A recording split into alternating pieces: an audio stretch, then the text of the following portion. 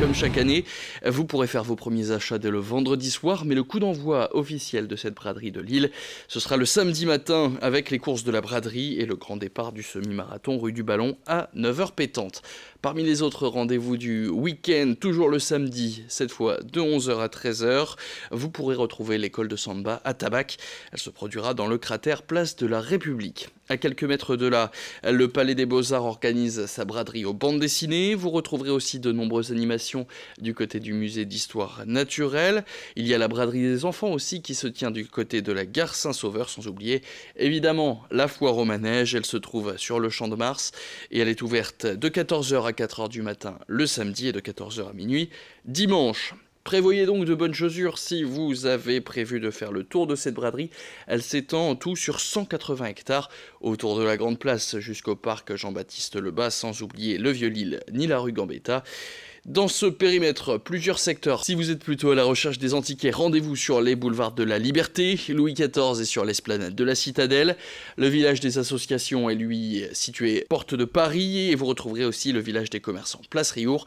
Place sur laquelle on devrait aussi retrouver un nouveau tas de moules dont les coquilles devront être à nouveau transformées en carrelage comme l'année dernière. En parlant de moules, qui s'accompagne forcément d'une bonne bière, notez qu'à partir de vendredi soir, il n'y aura plus de vente d'alcool à emporter dans les commerces et dans le secteur de la braderie, les bouteilles en verre seront interdites. Interdiction aussi de se balader avec un gobelet à la main. Il sera seulement possible de boire un verre entre amis sur une terrasse ou dans un bar ou dans un restaurant. Pas d'alcool non plus au volant, évidemment, d'autant que les voitures sont interdites dans le périmètre de la braderie dès 19 h vendredi et jusqu'à lundi tôt dans la nuit. Alors pour vous rendre au cœur de cette braderie, eh bien, on vous conseille les transports en commun. Les métros et tramways vont circuler sans interruption entre 5 h du matin samedi jusqu'à minuit dimanche soir. A noter qu'Ilevia a mis en place des passes un jour à 4,90 € et 2 jours à 8,80 €.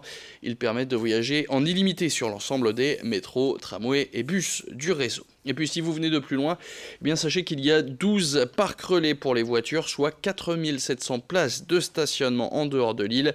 Parkings qui sont implantés à proximité d'une station de métro ou d'une gare TER et ouverts non-stop du samedi matin au dimanche soir. On vous conseille donc par exemple de garer votre voiture du côté de 4 cantons avec ses plus de 2000 places ou encore à l'Épré qui compte 500 places, sans oublier évidemment le CHU Santé, Porte des Postes, Porte d'Arras ou Pont de Neuville. A noter que nos confrères de la chaîne météo ne prévoient pas de pluie pour cette braderie, seulement quelques nuages pour le samedi et une couverture plus prononcée le dimanche, mais un temps qui restera sec. Voilà donc pour la bonne nouvelle. Et à noter que tout au long du week-end, nous vous ferons vivre cet événement de l'intérieur avec de nombreux invités. Le premier direct, ce sera donc ce samedi à 9 h. Voilà, vous savez tout, il ne me reste plus qu'à vous souhaiter une très bonne braderie.